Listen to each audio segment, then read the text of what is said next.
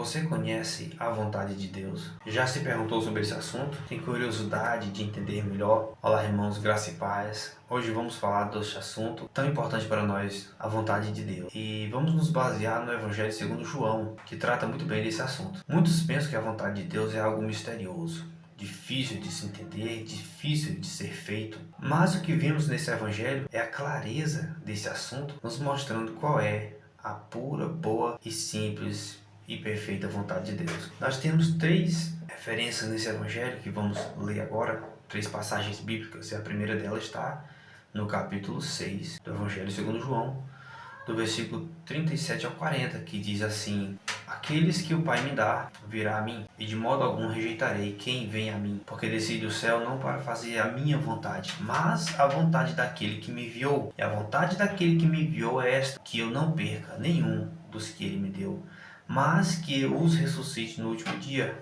Pois esta é a vontade do Pai, que todo aquele que vê o Filho e nele crê, não pereça, mas tenha a vida eterna. Amados, aqui nós conseguimos ver de que o Pai é quem nos dá a Cristo e também é quem nos leva a Cristo. E que a vontade do Pai é esta, que venhamos a crer no Senhor Jesus e sermos salvos e sermos ressuscitados no último dia. Que coisa maravilhosa sabermos que esta é a vontade do Pai para nós, a nossa salvação. Mas de onde vem essa vontade? No capítulo 3 desse mesmo Evangelho, do 16 e 17, está escrito que porque Deus amou o mundo de tal maneira que deu o seu Filho unigênito, para que todo aquele que nele crê não pereça, mas tenha a vida eterna. Porque Deus enviou o seu Filho ao mundo, não para que o mundo fosse condenado, mas para que este fosse salvo por meio dele. E aqui nós encontramos a origem desta vontade de Deus, o amor. Deus amou e por isso enviou o seu Filho amado. Deus quer salvar, mas além de salvar, Ele quer também nos reconciliar. É o Senhor nos reconciliando consigo mesmo,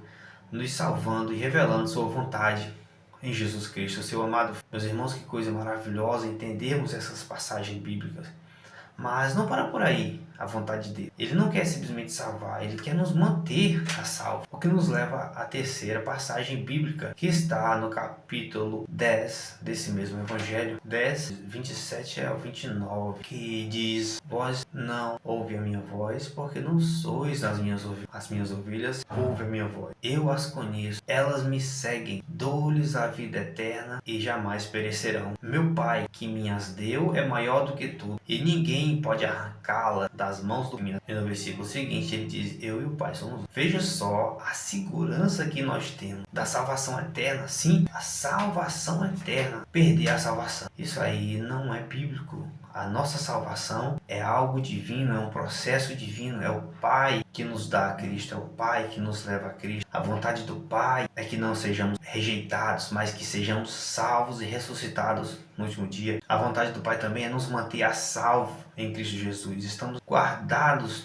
nas mãos do Pai. Ninguém pode arrancar-nos da mão do Pai que nos deu a Cristo. Que maravilha, irmãos, podermos desfrutar dessa certeza, dessa alegria da salvação eterna que temos em Jesus Cristo. Essa é a certeza, a garantia, a alegria do crente. Também está escrito em Efésios: porque tendo vós ouvido a palavra da verdade, o evangelho da vossa salvação, e tendo nele crido, foste selado com o Espírito Santo, que é a garantia do crente é o Espírito Santo. Fomos selados com o Espírito Santo. Então, meus amados, podemos descansar na certeza da palavra de Deus que nos garante a salvação. Concluímos aqui então que a vontade de Deus é esta, que venhamos a crer no seu Filho, termos a salvação eterna e nos manter a salvos em Jesus Cristo até que venhamos a ser ressuscitados no último dia. Por isso, descansem no Senhor, regozijem-se no Senhor e busquem uma vida de santidade, porque a vontade de Deus não para por aí. Nós lemos em Tessalonicenses 1, versículo 3, se não me falha a memória, porque esta é a vontade de Deus para